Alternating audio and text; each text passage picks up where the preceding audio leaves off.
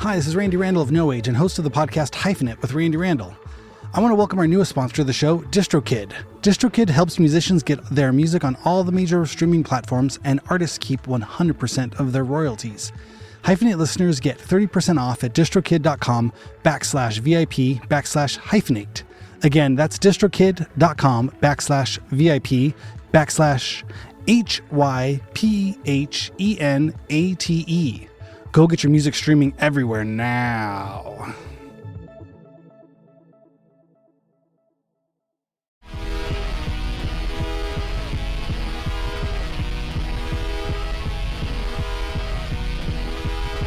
Hello, welcome to Hyphenate Halftime for Monday, October 28th. Happy birthday, Shannon Randall.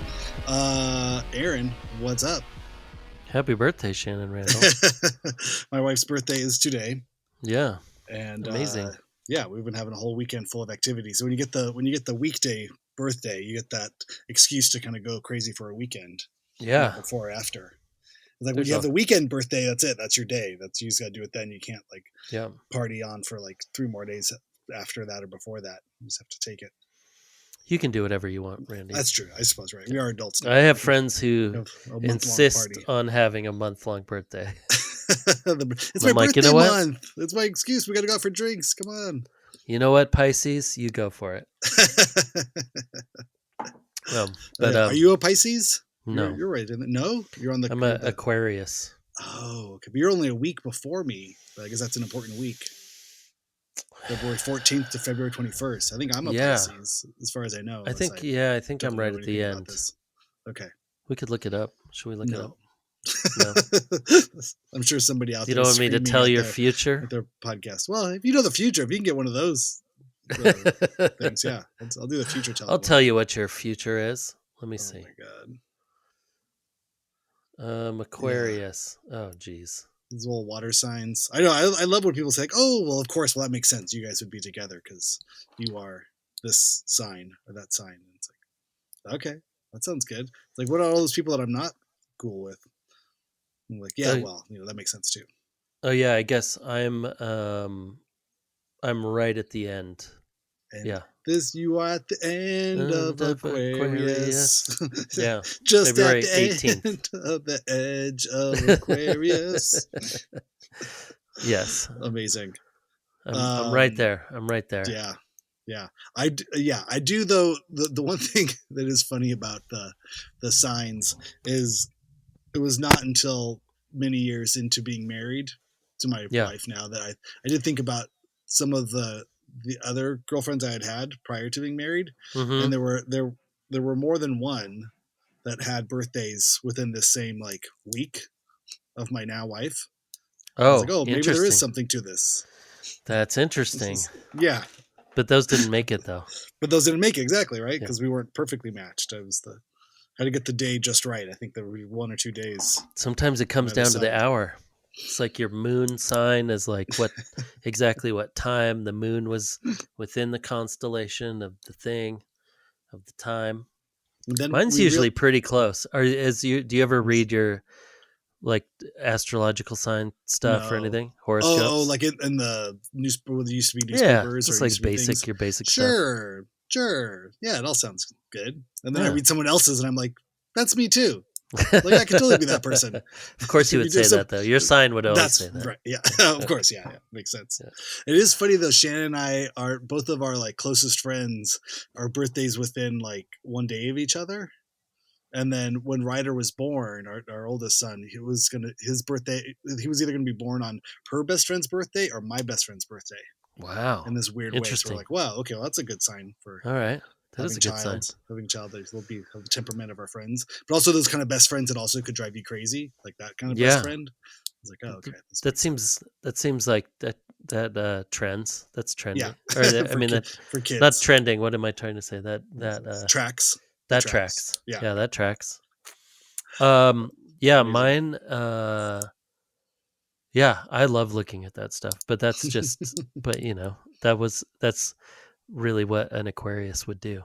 Yeah, it's like go into the future and not want to be part of reality and think everything is some kind of there's there's a lot of other forces running everything, and whatever. So yeah, Yeah, that all that sounds tracks. sounds great. Yeah, Yeah. I like it. Well, yeah. Last week we had Nathan McKee on. Do you know Nathan? Have you seen his work before? Were you familiar I've with seen him? his work before. I don't know him though. Yeah, I met him through the school mural project that Eric Caruso and the Operation Creative Freedom people put together. Yeah, I That feel like was that may have been. I don't know. I was looking through his stuff, and I feel like I've seen the basketball stuff a ton, yeah. like the older, It's like even when he talked about um, Dikembe Mutombo, oh and yeah. I'm like, oh yeah, I've seen that. I'd seen that piece back then, I think. So I mean, it's Sure, even yeah. Portland, possible. not too far from yeah. It's in that Pacific Northwest zone age bracket. Yeah, but even when we had the gallery, Oh yeah, it wouldn't surprise me if he was if in a he group was in show. one of those group shows, just through like Justin, or I mean, probably it would probably have been through Justin or something. But Yeah, his work looks so familiar. But yeah, I loved that interview. yeah. He was awesome. It was really fun, kind of getting into it, and like his process, the art itself, it looks kind of almost like one of those things that are like deceptively simple. They're like, oh Yeah, yeah, color on a thing. yeah, You know, someone probably painted that. I've seen blocky, minimalist sort of depiction of things, but then once you look at it in person and you see the cuts, you're like, oh wait, mm-hmm. that's not paint. This isn't a stencil. This is like actual paper, It's like paper. layered on things, and this paper like it just feels so much more like, oh wow, this is very intentional. It almost looks like becomes more like in that attention to detail, like we're looking at a model train or looking at one of those like kind of small models of something, like, oh, that you did that. That's Yeah, way harder. And that's way yeah, there's way more skill and time and craft put into this thing. And I guess that's not meant to come off as a backhanded compliment. It's just more in the like in the digital age or in the you see stuff on your phone or see stuff that's some art translates better than others or in the terms of like the craft, I guess, the handmade sort of tactile. So like when you see a brushstroke or something, yeah, it's like totally. you don't always see that. Well, and I think that to even when I was looking through them on his Instagram, that to see um, how he simplified everything, like he Mm-hmm. really does. I mean, I guess it's probably somewhat similar to like setting up a stencil or something, and you're doing like the highlight and the midtones and the shadows or something, but then having to simplify that into paper cutting and make it kind of angular, and it kind of messes with the proportions and all that kind of stuff. It's so complicated. Like I think it's so complicated to make something look that simple and for it to still work and Just to not to be just reading, especially these iconic photos, sometimes it's like, oh yeah, I can still feel that totally, and picture. to make it not look like I feel like it would be easy to make it look like it was phoned in, you Mm-hmm. know? Yeah, yeah. Like, oh yeah, I traced a thing and cut out some cool colors, and like it could definitely go that way if if almost anyone else was doing it, you know? Right, right. But that detail of like, no, getting like the little shadows right and the highlights on the faces, like just right to where they still look graphic, but it looks very realistic. Um, I think just like gave me a little anxiety thinking about how How much work perfect, that would take. yeah, how much perfection there needs to be in like all those little cuts and the designs and the layouts and stuff. But yeah, I love it. I love that. I mean, especially because um, I've been working with like paper cutting and stuff with or trying to figure out some paper cutting stuff, and we've been doing a little bit of it at school, and so I love the tactile stuff, and I was just saying because we're doing like a mask making thing now too. It's like a 3-dimensional kind of tactile thing, and it seems to help the kids that have behavior problems Mm, to work with their hands and like build things and like not be distracted by like whatever drawing is can be kind of boring if you're not into drawing, and it can be like, okay, now I need to get up and do stuff.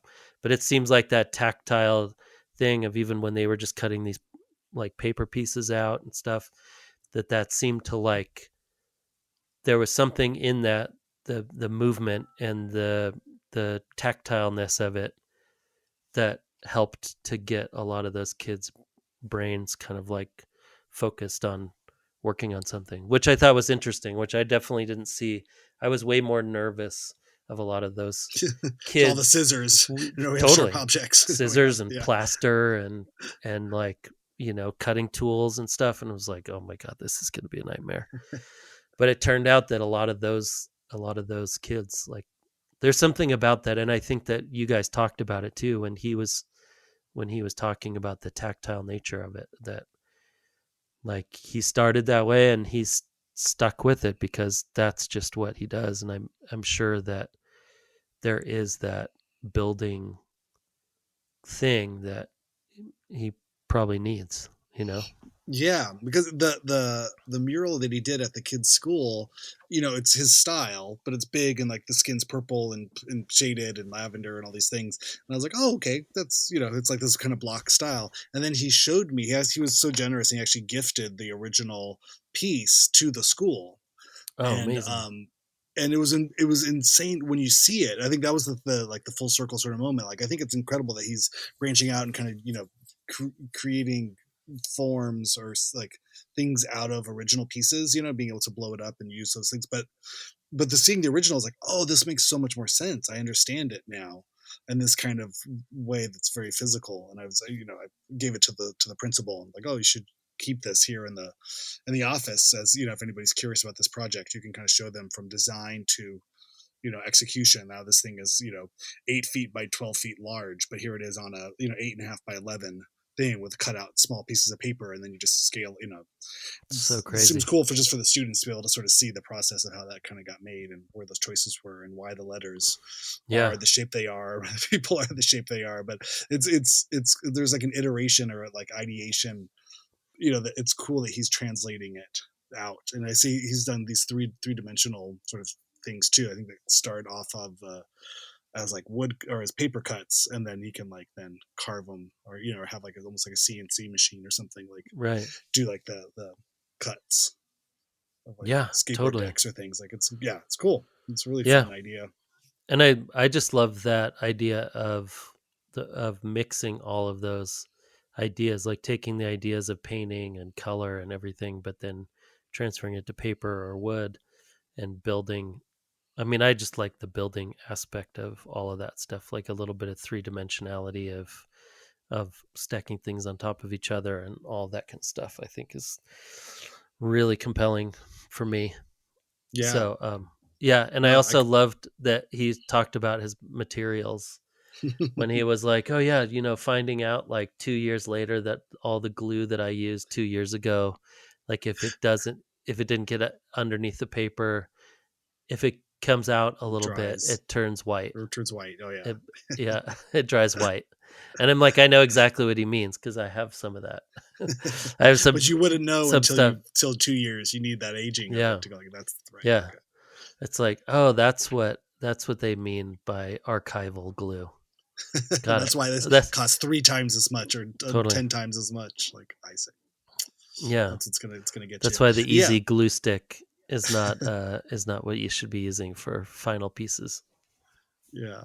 But it's so cool. I can totally see with students too, or even just like you were saying, like making those valuation choices, of having like, what taking a picture and then even just breaking down, like you said, highlight, midlight, and shadow, and having Mhm. to then like assign those to like a color density or like a darkness. You know what I mean? Yeah, Even if it's not just black, gray, and white, but finding values on the chroma, sort of spectrum totally. of things, where it's like, oh well, yellow looks lighter than this, and this is gonna be, you could pick Mhm. like almost kind of tones or sort of play with those sort of things.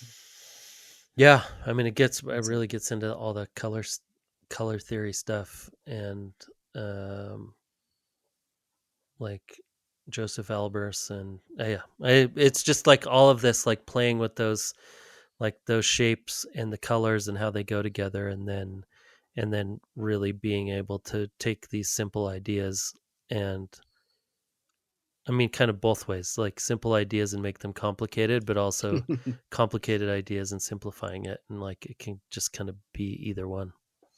Yeah. Yeah. It's Yeah, awesome. and I think there's something fun too with even kind of that kind of whimsical, so almost childlike sort of nature of what he's doing.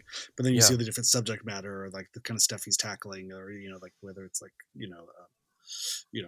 record covers or like athletic sort of portraits or features or Mm-hmm. things, and it's like, oh, okay, there's more to this. It's kind of almost like that sugar that makes the medicine go down. Kind of they're like, oh, it's just big bold colors. It's a Mm-hmm. colorful palette of simplified shapes, and then like, oh no, wait, there's a whole thing here. There's a whole sort of curated sort of narrative thing happening. Yeah. And I mean, I think it's simple, and I agree. It kind of feels like kind of childlike illustration kind of ideas, but then it still resonates with adults. Like it doesn't, I don't know. I feel like in a similar tone but completely different art is like Nathan Bell is like that. Right. Where it's Yeah. Yeah. like super simplified, but it his work is just so compelling because it's so simple and so funny Mm-hmm. and so like illustrative, and like looks like it was plopped down with the ink, like like two lines and a thing, and then you see it huge on a poster or on a billboard or something, and you're like, oh, now I get it, got it. Like this totally makes sense. It's so universal that Right. the like it can be used for brands, it can be used for art, and it's that like universality of like simple ideas. I think that is really hard to do. I mean, Right. Yeah. it's so hard. It's so easy to complicate things, Yeah. and like it's really difficult to simplify That and to make it, minimalist sort of idea of like just really like take away everything that's not needed, like yeah, what's left and still make, but still then reads. that one thing that is left is the most important thing, or still or it's, So it I mean, translates. Yeah, yeah. You can. It's yeah, communicative. Like you can still communicate with the yeah, least amount in yeah, there. most important, It's but yeah. also universal. I think that that universality part of it Mm-hmm. is very difficult to do without making it cheesy. It's like making Right. something that, well, we want to make something that a lot of people like. Mm-hmm. Like, well, how do you do that without making it suck? I mean, that's you so much know, about music too. You know what I mean? totally. Like how do you avoid the cliche but make something sound like it's timeless or it's always been there? It's a song you've Hmm. always known, but it's a brand new Yeah, thing, and it's not just one you don't want to scratch your eyes out because it's so yeah. saccharine and gross and yeah, It's so good. Like, oh, a blues song. Wow, great. Yeah. Oh, you yeah. lost. Okay, you lost some stuff, and yep, it's very Oh God, bluesy, Randy. yeah. This is Or very just the bluesy. the rhymes. You know what I mean? Oh Like yeah, we pull up the rhyming dictionary. It's totally. like, oh God, yeah, it's Oh, hard. so A Yeah. to G Tonight to is C to A bright, minor. Okay, and cool. yeah, might not be Yeah, right, but I yeah, will put up a fight. yeah. Oh no, It's gonna be all it's right. oh my God, yeah. I mean, I've written lyrics. And I'll do it again one day. I swear. That's more of a threat than Yeah, a promise or a I've written declaration. It's like, lyrics, and yes, I'm not proud of it. I'm not afraid. I'm not afraid to use them. I know they're cheesy, but it's the best I can do. Damn it, this is all I got. My name is It's Aaron Farley, and and I've written I've written lyrics. lyrics. No, you told me you would never do Welcome. that. Yeah, Can't admit this in public. I've even sang these lyrics in public. yeah. Hi, Usually, Aaron. usually under loud guitar though. So I've tried to make it Yeah, less harmful. I just yelled all mine, so it's like I remember having a couple people, because with like our band was known to be political, mostly Mhm. because of Chris. Chris was very involved in many organizations and anarchist, I mean Yeah, everything. actions, I mean, collectives. very, yeah, a lot of actions and a lot of important people in that world. And then sometimes when we would play and some people would be like, oh, I mean, it's so awesome to see you guys. I wish I could hear the lyrics. And I'm like, no, you don't. I mean, it's just like Yeah. you've probably heard them before. If you Yeah. read any of these, like it's probably you could parse together what we're You could talking figure about. it out. Yeah. Yeah. Yeah, It'll be fine. You don't need the to memorize man and how hard to fight stuff the is. power. You heard Totally. Rage Against the Machine? Yeah, it's just that. Yeah, Just that. it's They're different versions of that. they're doing what they did. Slightly less straightforward, but Speaking of work, I saw your work in the wild this weekend. Oh, that was funny. Yeah. We got out of town a little bit out towards the beach, and as soon as we got in the room, Shannon's like, "I think these are Aaron's photos." You didn't know that I've been slowly brainwashing you to only go to places where my art is hanging. No, it was amazing though. But they looked so good. It was definitely. You said it was a few years ago. I mean, was Oh that my God. 10 years ago or more? Probably Yeah. 10. Yeah. Yeah. Probably 10 years ago. It was a place 2014. that used to be called the Native Hotel in Malibu.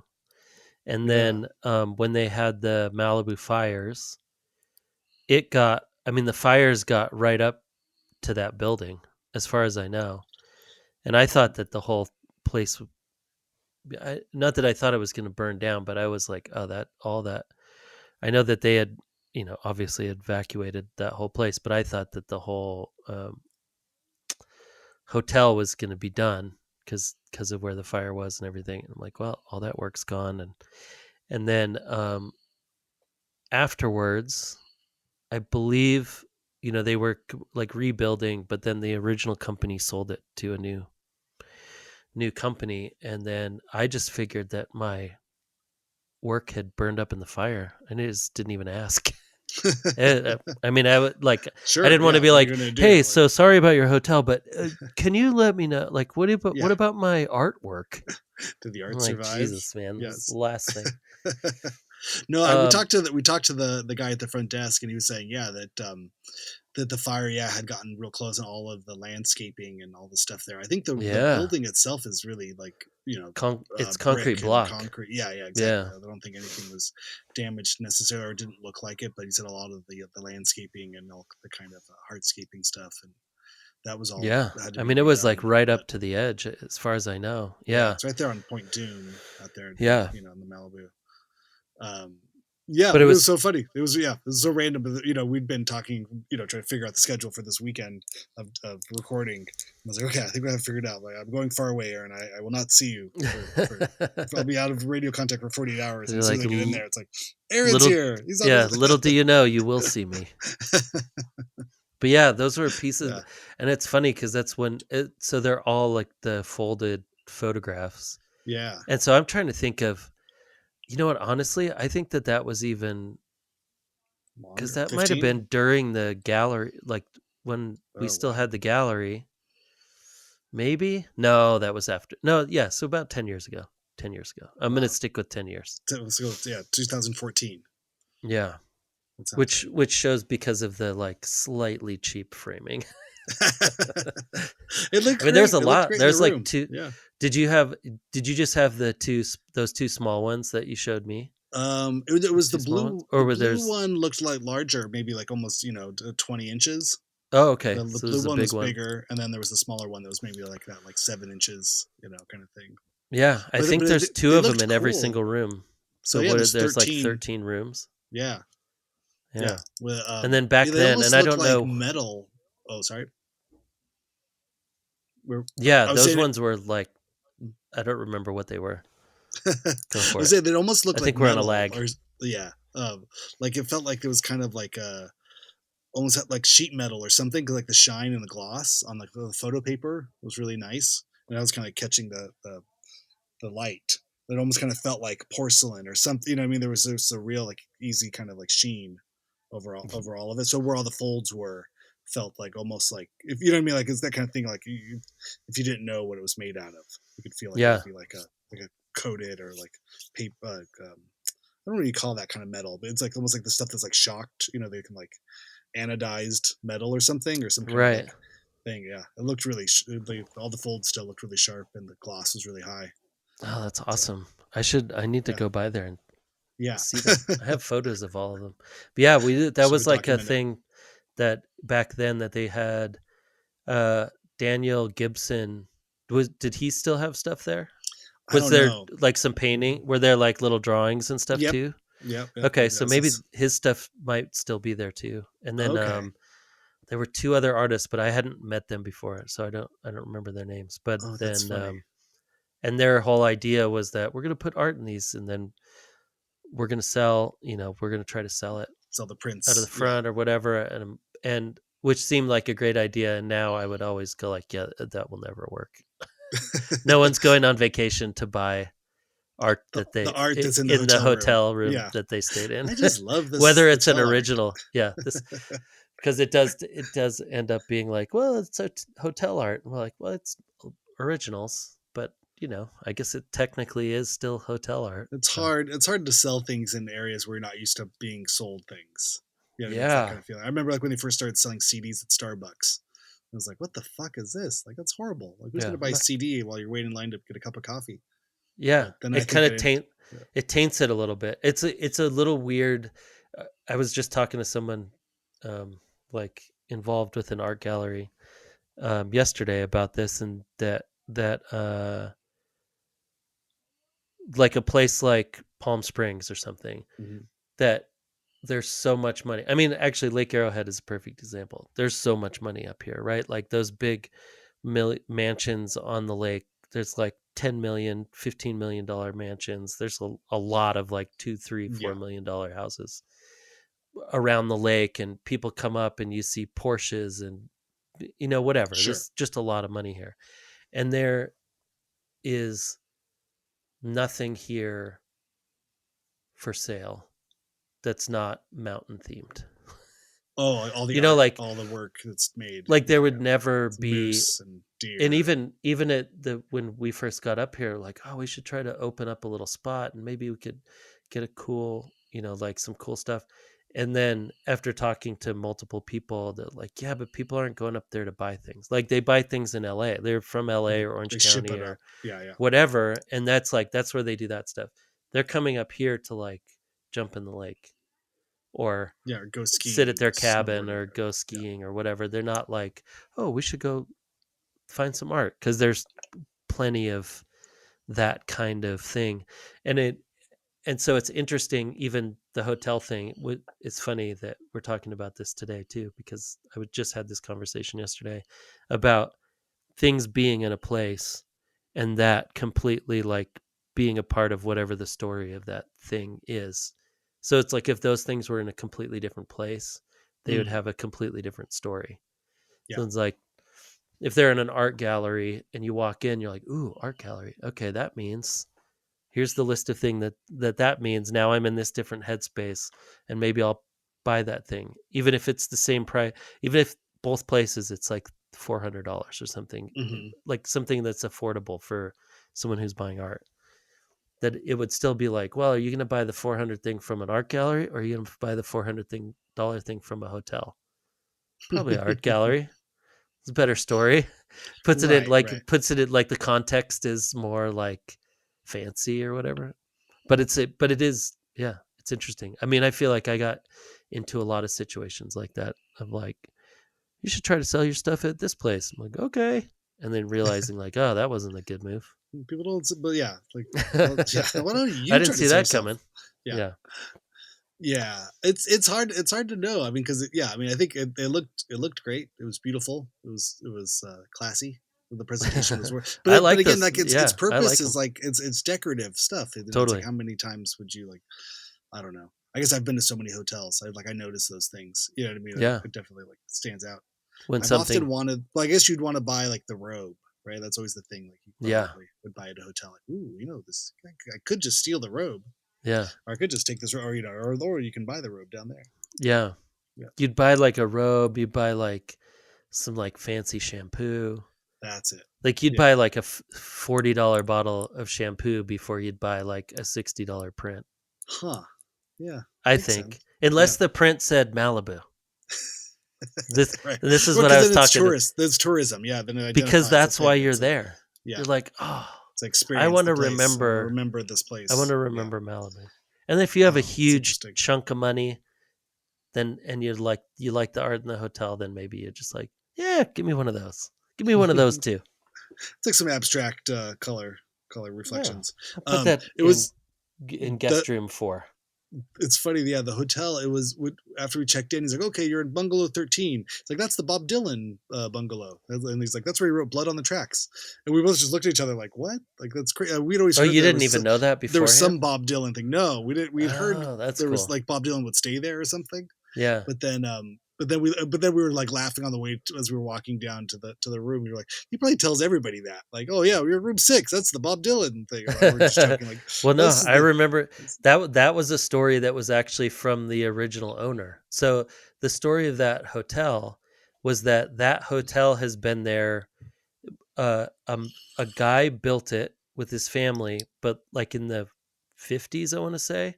So before Malibu was even a thing. Like it was the only like little like motel to stay at that was on the PCH right there, and there Mhm. was nothing else there. Right? It was like you're just driving on the PCH, and it's just the hills of Malibu, and Yeah. there's not houses or whatever. And they and his family just stayed there, and then they ran this little crummy motel or whatever Yeah, crummy. it was kind of, yeah. But then in the 60s, when artists and stuff started moving out there, suppose the story that I had heard, and this is the story that was from the owners, because I was working with those guys that started that hotel when they bought it on some other projects, like on Okay. other photo projects. And so they were like, oh, this place is crazy. And the crazy thing about it, oh wait, I'm just remembering. There's a murder Oh, in that wow. room. No, no. Hold on. It's like, oh, you I'm trying stayed to in the think if murder this is the suite. same story. This is No, such a no, good it's Halloween not a murder. story.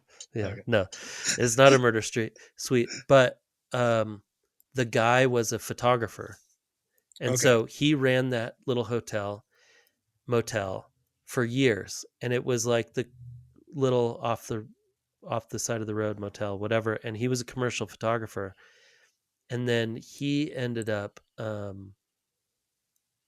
Oh, the Bob Dylan story was that every time he would get in a fight with his then wife or whatever, he would just like go and stay at this motel for like a week or whatever.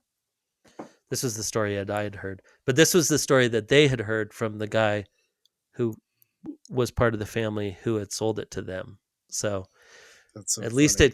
it was coming from the original source of the guy whose dad built the place. And he said, "Yeah, I don't know. Bob told me that he wrote Blood on the Tracks in room number 13." It's wild. Well, we But stayed in that room, but not unbeknownst to, we were not planning it. It felt like a that's awesome. cool kind of weekend Well, getaway. that's a It was a cool. hard, it's a hard one to think of, when you're in, it's like not too far from where we're at, it's within an hour Yeah. drive, but it's kind of people ask like, oh, are you traveling from somewhere else? Or it's like, oh, it's kind of a staycation, but it was a nice, sort of getaway, to have my mom watch the kids for a night while we Yeah. got out of the house, but it's like, it was hard. I was looking at a lot of different hotels. I was like, where do you go? Like LA is full of hotels, Yeah. plenty of places to stay, but it was a tough question. I had to kind of scratch my head to think of somewhere that'd be fun to stay. Like I that was, you don't just drive by on a normal basis. right. Yeah. Like Yeah. somewhere in LA where you're like, Thinking "Oh, like we could." the Universal Studios hotel, Universal Yeah. Sheridan or something like that's just like filled with families going to theme park. Like that's not the Yeah. night away you want from trying to No. have a night away. Like don't go there or go by the airport or something or Yeah. go by Hollywood. I was like, oh, there's lots of hotels, but it's like which ones would you actually want to pay to stay at, or instead of going Yeah. home, you have a whole house to stay at. You're like, Totally. got to sweeten the deal. But we'd always driven past that place, and we always pointed it out like, whoa, this looks so like run down or so small, or what is the what's the story here? I bet it's cool, And for even when we were dating, we'd go to the beach and stuff, and always look at that hotel and like, oh, Yeah. I bet that's cool. I bet that's cool. But we'd never stayed at it, and it's like, so it was one of those things like, oh, that's the place to go. It's the fun getaway. That's awesome. Well, it's so Yeah. cool right there too. I mean, it's like kind of central to Malibu, so you can kind of go do a bunch of stuff, and it's close enough to the beach where like you're close. Yeah, we went for a close to the swim this water. morning at the pool, and then went out to the ocean, and then got lunch. We were kind of late breakfast, and then came back home. And then and then I And played a show tonight and then you went and in played a one show. place. Yeah, then I played a show, and then I went to Echo Park to see my friend Jennifer Clavin play her first solo show. She has a new solo project I've been helping her out with, doing producing and stuff, called Dear Francis, and she played her first show tonight. She was super nervous. We've been working on this project for about a year, and I was always telling her, like, just go, you just got to go play a show. Just don't make it a big thing. Just go play.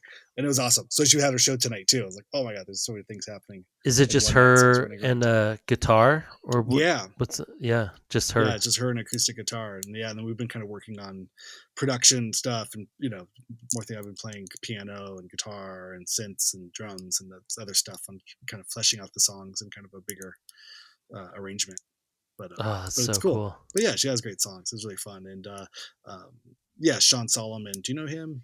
No. He's like an illustrator. Future guest. I'm sure we'll have him on at some point. But animator and songwriter and stuff. Yeah, he was his show. It was the closing of his art show at this cool gallery in Echo Park called Heavy Manners Library. I played a solo show there last year, and it's right where Echo Park Film Center used to be, Oh, right on okay. Alvarado and Sunset. Yeah. And yeah, it's a cool spot. So that definitely rules. felt like I was just running around. So I just raced back up the two. There was one of the highway patrol people doing the snake kind of like traffic break thing going up the two. I was like, oh, of course, I need to get.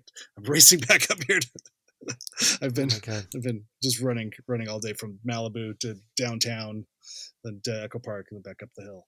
Okay, almost done with this weekend. Busy. This was a big weekend. I think since we talked on Friday, I haven't stopped. I feel like this is the last thing to check off for my weekend activities. So then I sleep. Yeah. Oh my god. But but it's fun. It's good. It definitely makes you appreciate the LA vibe of it all. Just that, like when we were again, like we was talk about here, like the reflections of nostalgia, but going out to like 4 places in one night was nothing. It's like, oh yeah, start your night off in like Silver Lake, go to a bar in Hollywood, and then someone's got an art show downtown, come back up to Chinatown afterwards, to see another thing, and then it's like just drive. I'm like, oh wait, but there's something going on in Long Beach, so we got to go there afterwards, and then from there back. That's okay. It's going until 4. It's going until 4 a.m. So we should be able to make it by right after the bars close. Yeah. You spend half the night just in the car driving and looking for parking. Yeah. But you get to do 10 different things for 5 minutes each. Yeah. And then on the way, there'd be a house party on the way that you'd have to stop at. Yeah. Like, oh, hold on. Yeah. Oh, I forgot. This is still like the early like cell phone days too. It was more just like, oh yeah, I know there's a place. Just pull over here. Pre-texting. Why am I here? Like, what house am I walking into? Yeah. No texting where you just have to. Everyone called. Just kind of actually talked on the phone all the time. What's up? What's up? What's going on this weekend? What are you getting into? It's Wednesday. Like, what do you know? We've got good stuff. It's so funny. Oh yeah. Those were the days. I don't want to be back there though.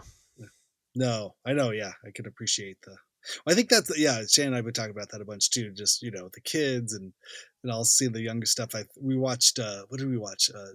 Spider-Man Into the Spider-Verse. The second one. So and it's so much about that like fitting in and belonging. And that feeling. I was like, oh, I'm so glad I don't worry about that.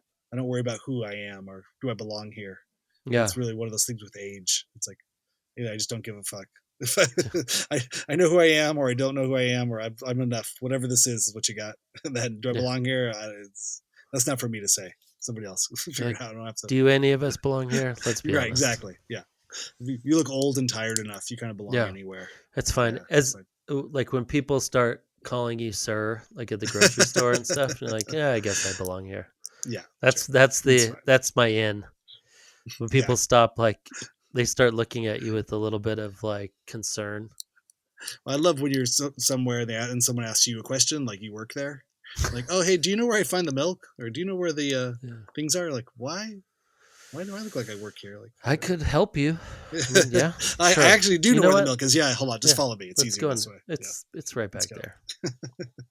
And then they complain to the manager if you're not helpful enough. You're like, I don't even work here. You can't. Why am I getting fired? Why do I have to go see the manager now? I can't even come back Just... here and shop. This sucks. Let's Maybe I just don't try. belong here. Yeah. Oh man. So Halloween. This is it. This is the big one.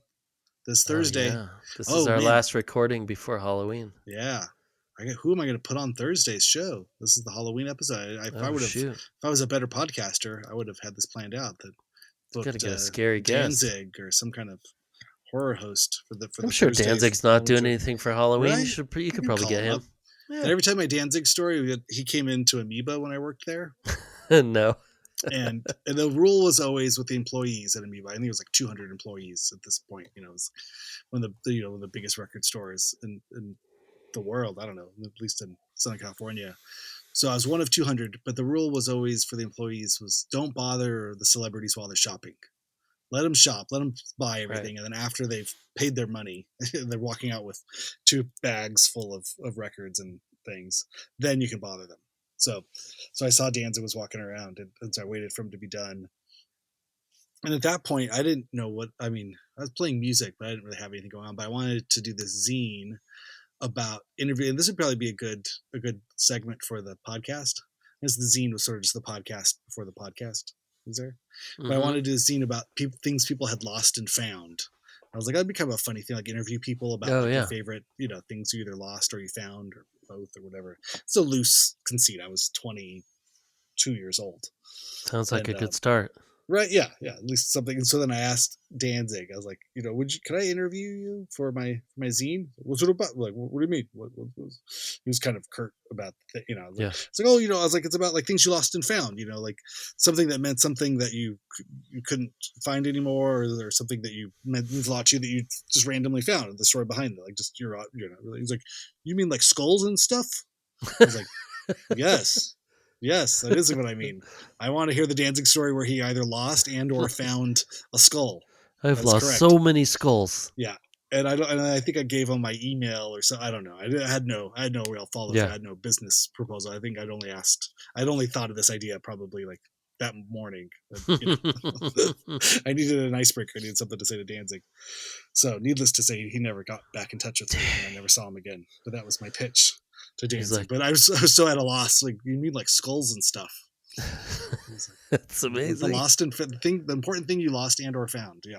It's like once I found a pallet full of bricks, and then I just put it right in front of my house for 25 years. It was great. I saw there's a photo book or like a zine out of like pictures of people in front of Danzig's house. Really? Have you seen this? Yeah, no. It's out online now. If you look up pictures of people in front of Danzig's house, there's I used to drive by that house every single day. Where was it? It was on Franklin. Okay. The House Franklin, of Pies? Yeah, like right. Is it actually on Franklin? It was on the way to like Griffith Vermont Park or something. No, it was on the way. Yeah, like to House of Pies. Like it was on the way to Vermont right there, and it was just a crummy little craftsman. Like a little house, almost like a little house that you would see in Portland or something, like with this little craftsman house. And then it had a huge pallet of bricks in the front, and there was a black Jaguar parked next to the bricks all the time. And then I thought old someone Jaguar? Old enough. Yeah. I don't know. This was like in the early 2000s. I feel like it was a nice Jaguar, like 90s maybe. All right. Yeah. MTV money Jaguar. Yeah, like it seemed like, whoa, you have a Jaguar, you're rich. Like that. That was my. You should probably. Yeah, the house was a mess, or the outside. I'm sure the inside was like immaculately filled with children's toys, like children's skulls, and vampire black, stuff, velvet. Yeah. That's amazing. Totally. Yeah, no, I remember riding my bike around that area. Go by all the time. And I never found it, but I would like drive. I rode around one day trying to find it. I knew it was somewhere near there, of like Los Feliz and like Vermont. Yeah, or maybe I was a block away. Vermont, Hillhurst was like one of those. It was right there, but because I used to live right off of Franklin. Okay. No, I lived on Franklin. I lived on Franklin, right? Yeah, I lived right across the street from that Frank Lloyd Wright son's house, the one that looked like an old, like an Aztec temple. You ever But that see? was in Do you know, Hollywood. There's like the one in Hollywood Franklin? on like La Cienega.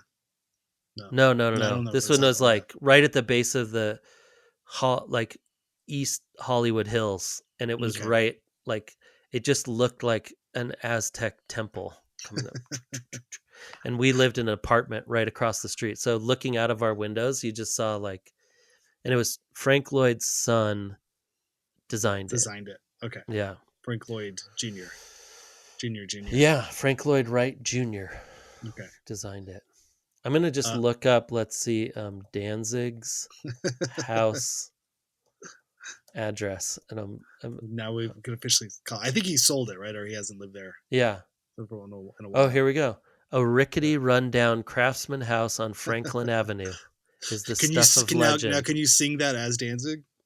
A rickety Yeah. craftsman house. A rickety craftsman house, rundown craftsman house on Franklin Avenue.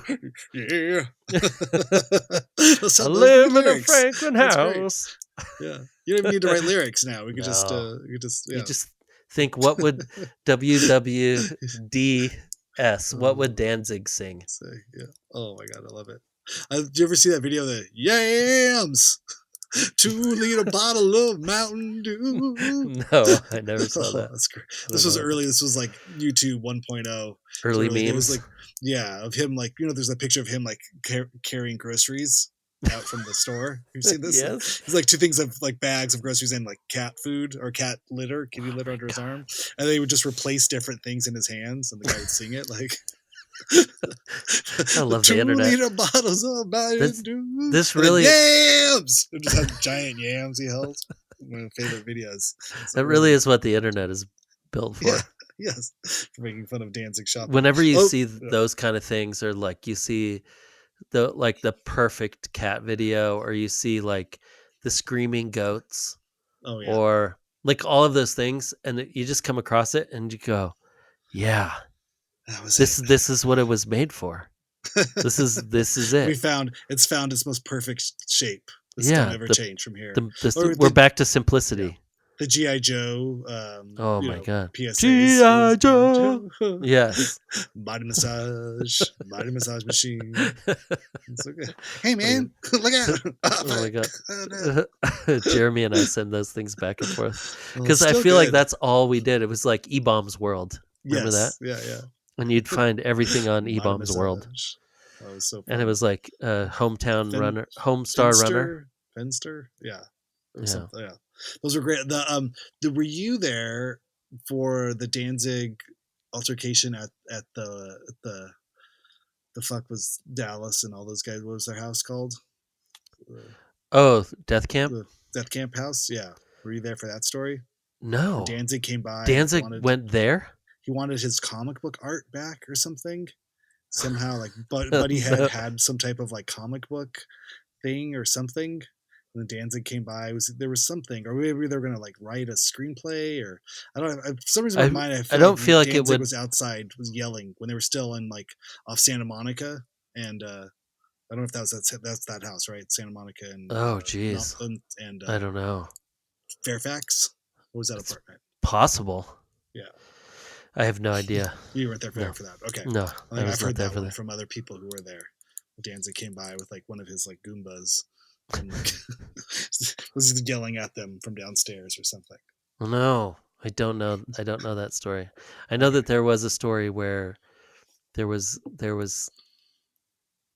another fight story from that house that a lot of people were involved in. Okay. Was it Moby? Was Moby there? No, some other, yeah. But there was a band, maybe a band from the Midwest or something. Oh, I don't even know. It was those are fun. Those are fun stories. Those are fun days. No fun, young people when everything was so important. Right? Yeah, you had to go have a fight. I'm gonna fight this guy. We got to go get our stuff back. Well, maybe that's what it was. Dean. It was Dean's, right? Was there? Dean was there. Yeah, and the infamous Buddy Head. Yeah, there's a lot of people there. There was a lot of people there that I ended up being friends with much later. and you hear the And being stories from like, "Oh different wait, you were perspectives. Like, there? that was that story? Yeah. You were Everybody there? was Oh, there. I was there. Oh, yeah. I feel like we almost got in a fight with each other." Oh, that's right. Yeah. You didn't know each other at the time. Even But you're though we willing didn't to like, even though we yeah, didn't none of it, like, no you're one gonna throw really beer wanted bottles at to. each other. Yeah. If you know all of those people, you're like, yeah, no one really wanted to, like, no one wanted to get in a fight. It's the weakest fight ever. Like, Yeah. No, you fight him. No, you fight him. I'm gonna come up and get you. I'm gonna Yeah. put my hand in your face. Oh, no, you better not. You better not. Oh. Yeah, that's funny. Oh my god. Yeah. Well, we need more Danzig stories. If anybody out there has any Danzig stories, please write in to hyphenate halftime at gmail.com with your best hyphenate or with your best Danzig stories. I'm trying to think. I don't think I have any Danzig stories other than driving past his house multiple times for a lot of years. I loved the Henry and Glenn Forever. Those were great comic books. Did you ever see those? I used to have a T-shirt. There was like fan fiction about like the Henry Rollins and Glenn Danzig like gay love affair that happened in their mind. That everybody wishes happened. Yeah. Like every hardcore kid was like, oh, it was a beautiful. Yeah, but honestly, it would be pretty sick. It was a great comic book that had, I don't know if there's 4 or 5, issues of it, but it's just the two of them in kind of like Tom's of Finland kind of attire together, caressing each other. It's very homoerotic. Just how was the writing? Like, I don't know. I wasn't looking at it for the writing. I was looking at it for the pictures, I think. You're not looking at it for the stories, Randy? Yeah, I wasn't reading the stories. It's for the articles. Yeah. No. I would love that if it was really like someone just really took it seriously and the writing was like really good and romantic and was like and it just became like a real big thing. Like well, yeah, you could have like Timothy Chalamet and Tom Holland could make this story. Like Todd Haynes should make like his Velvet Goldmine film, where it was about like Iggy Pop and David Bowie. So they were a gay love affair. Like he should make a new one for updated a couple of years for Danzig and Henry Rollins. Oh my god, that would be the most contentious relationship because they would hate each other so much in so many ways. Well, sometimes that's where the passion burns the brightest. It's really about the fire in their loins, so matched by the fire in their souls.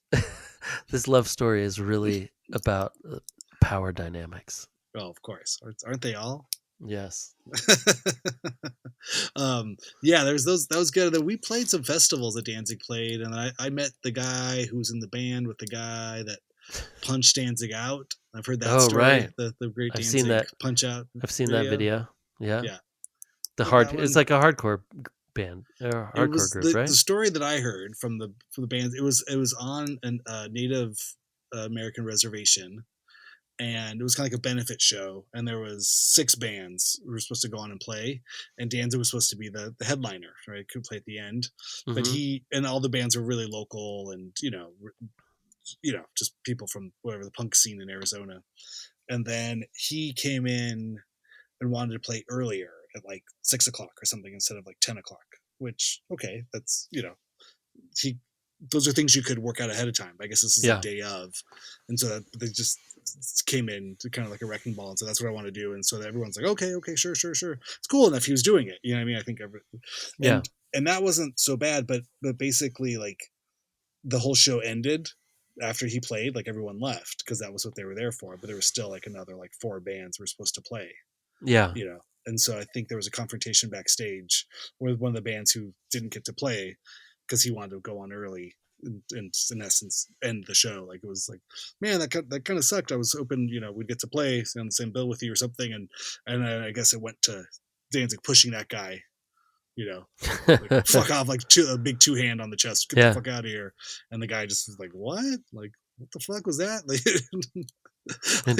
clocked him. And then like I don't think so. You're gonna push me around, buddy. I think the guy was maybe 4 or 5 feet taller than Danzig as well. Like, this is not. I think this was not what you don't want this to happen here, pal. I just was saying I'm bummed we didn't get to play. This kind of sucked. You showed up early. Thanks for playing our benefit, and thanks for doing all that. However, let's at least acknowledge this didn't go as planned. You also kind of screwed us all over by playing first. Kind of, yeah. without it being known. If that was the plan ahead of time, that everybody would have gone accordingly going along with the plan. I'm sure, Right. but because it was a switch up, I think there was that frustration of we didn't get to play. That's what I had heard. Anyway, Danzig.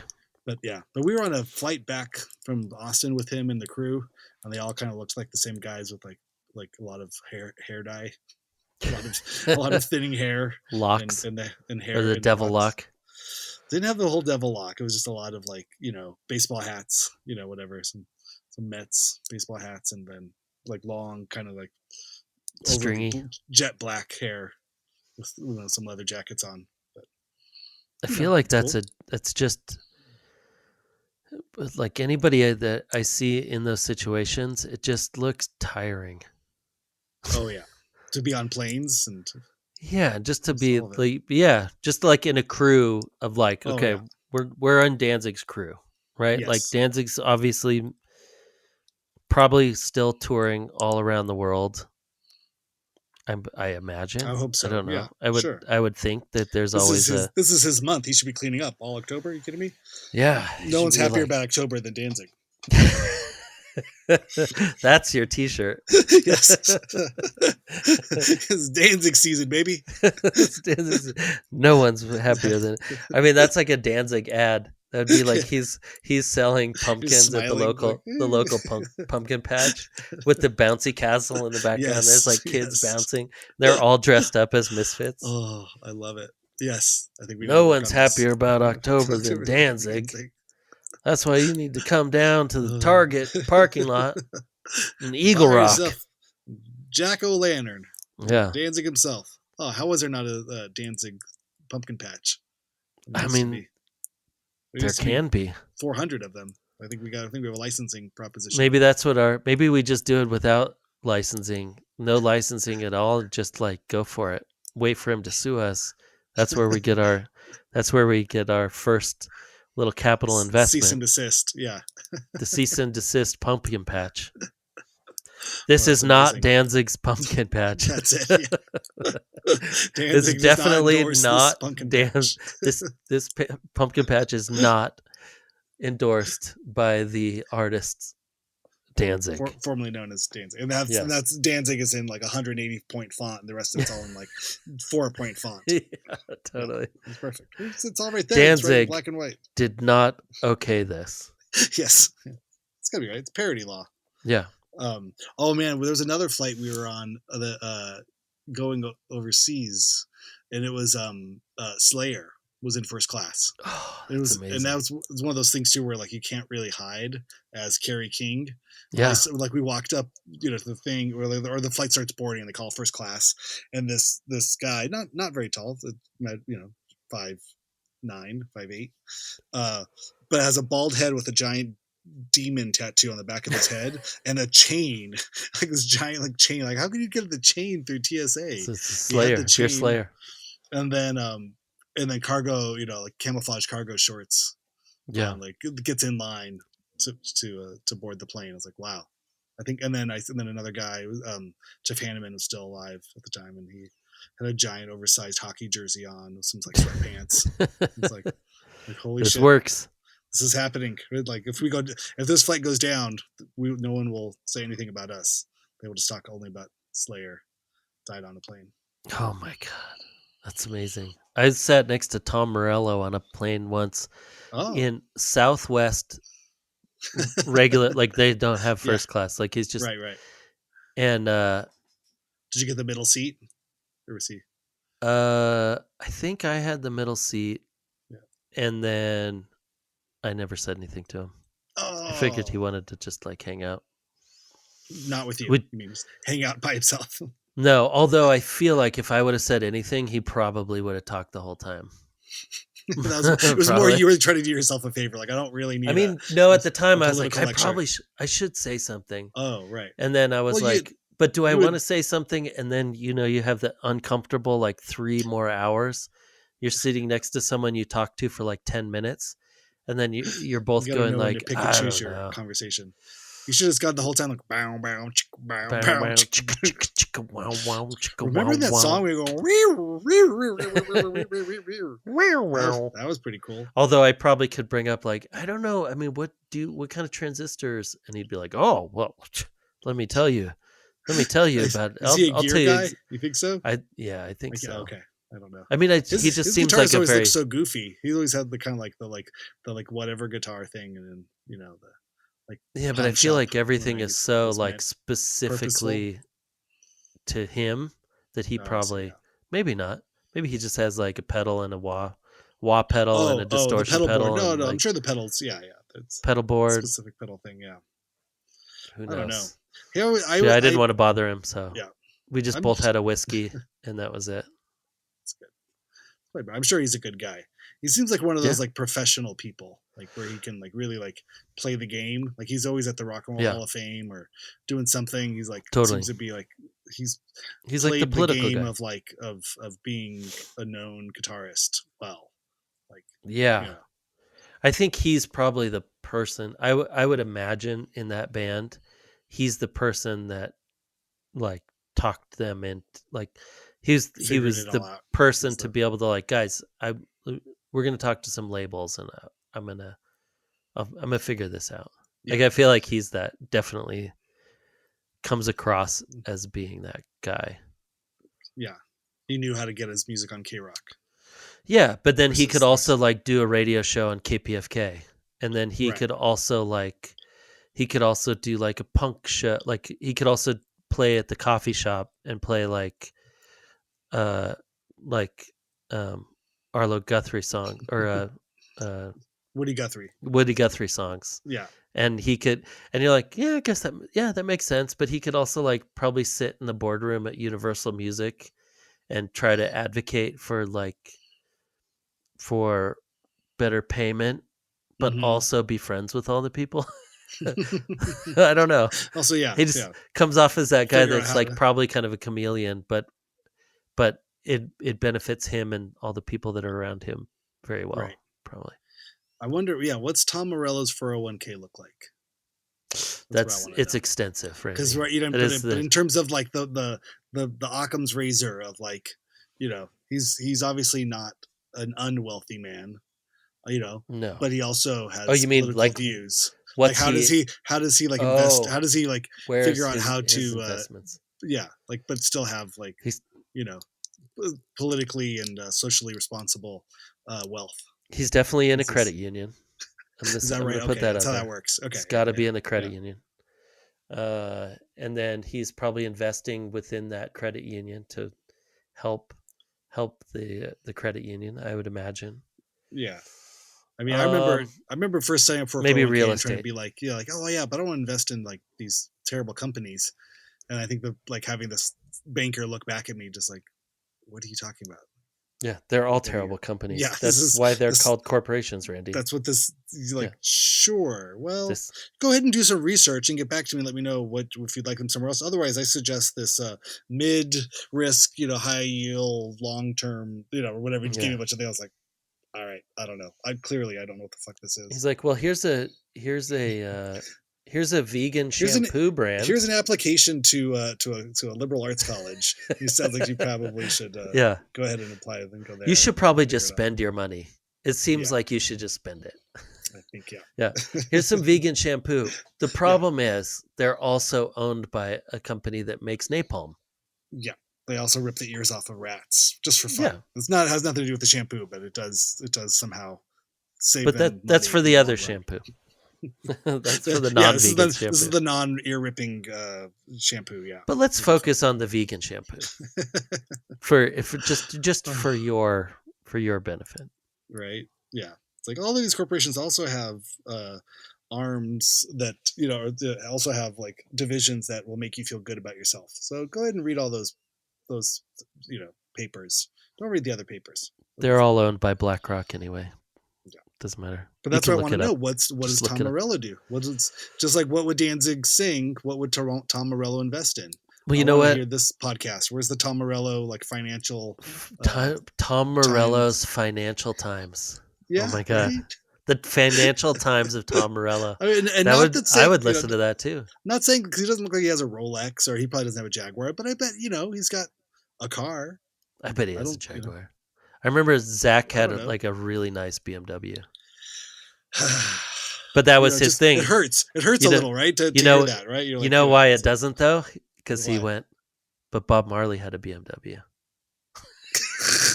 You go like, okay, but Bob Marley had a BMW because Okay. BMW stands for Bob Marley and the Wailers.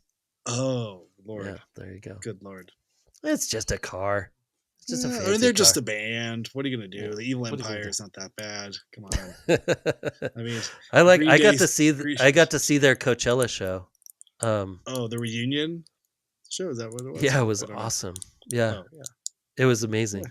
But Well, but I the only two times I saw Rage was the Coachella show, and then when they played the DNC, like across the street from the DNC oh, in before Seattle. it broke. No, like in LA, Oh, oh, oh. 2000.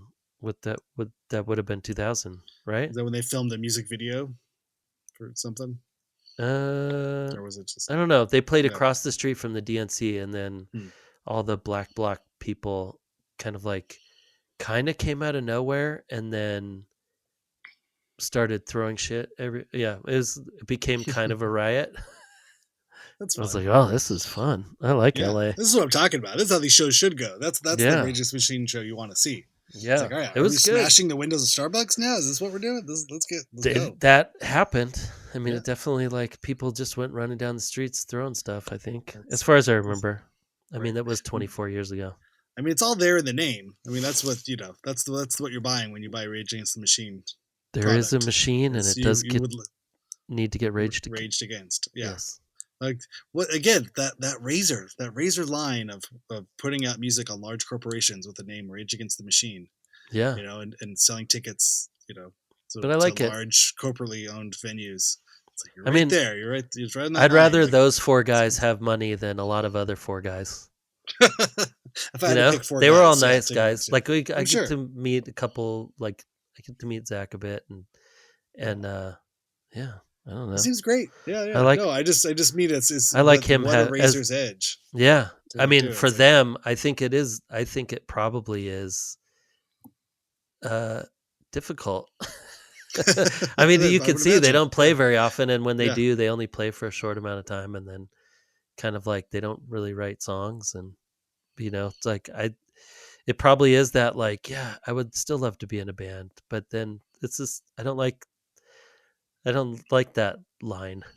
Tom, I think, likes the line. Like, Tom's like, yeah, well, I'll just start Audio Slave yeah. and I can do make this all day even long. I more. got no I problem with make way this. more money Yeah. than I made in Rage. I think Audio Slave sold way more records than Is that Rage right? did. Uh That's wild. huh. I Well, would. That just would be my guess.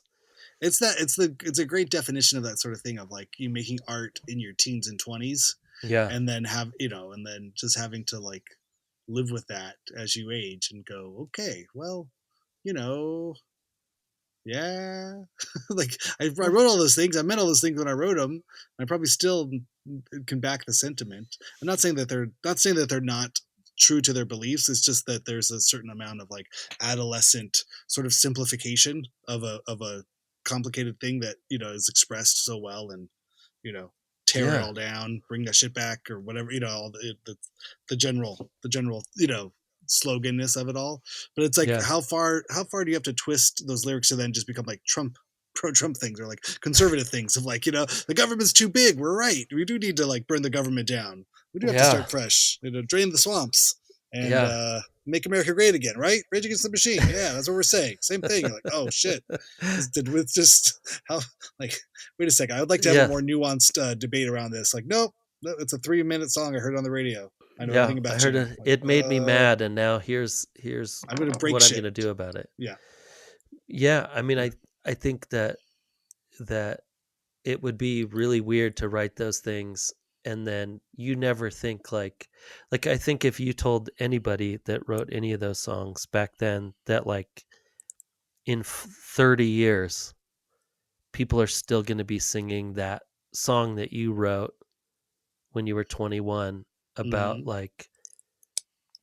like kicking the police, like burning the police station, whatever.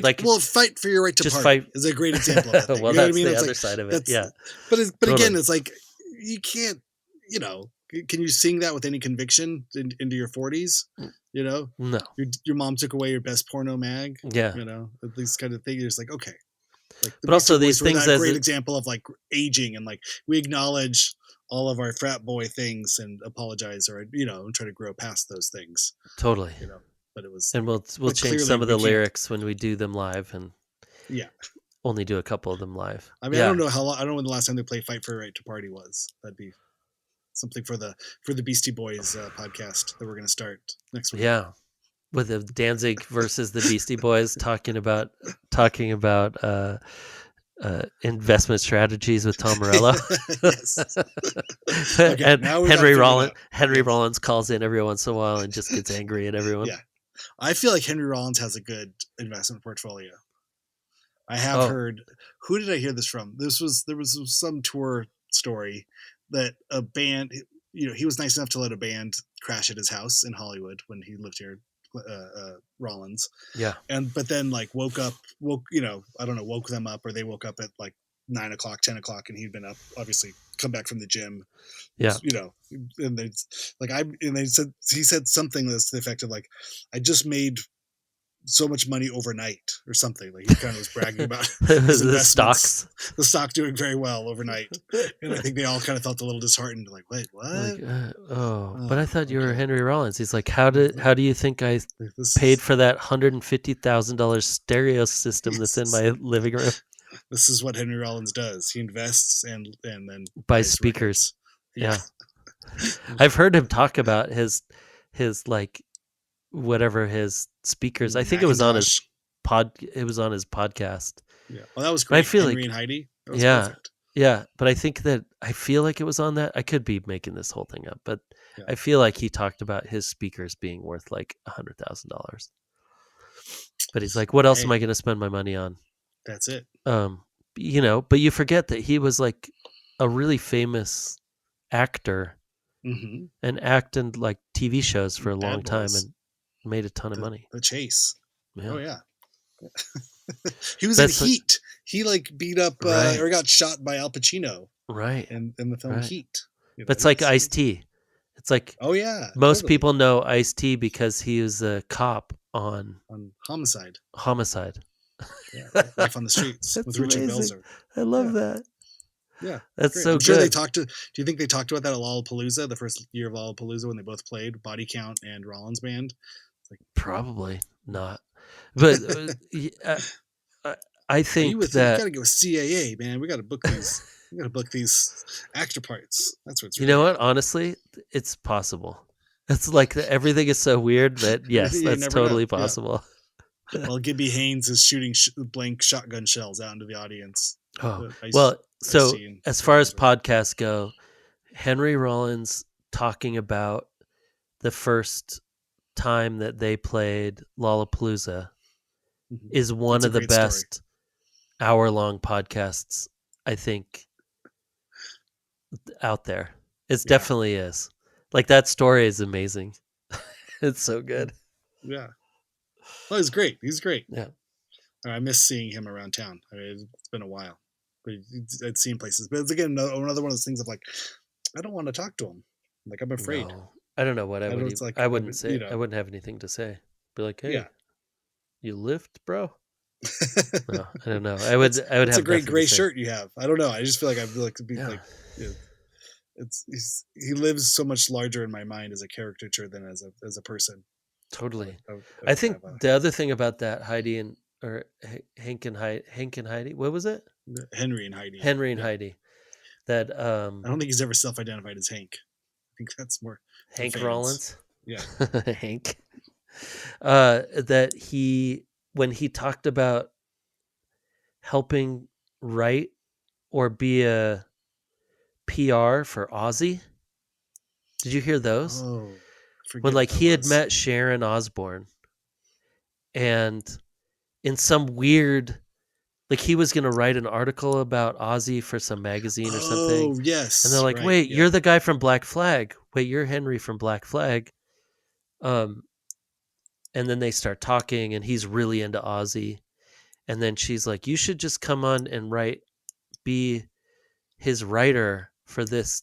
I don't remember what it was, but it was so. I was like, "Wait, I'm trying to see." He just got flipped. Henry into doing Rollins PR.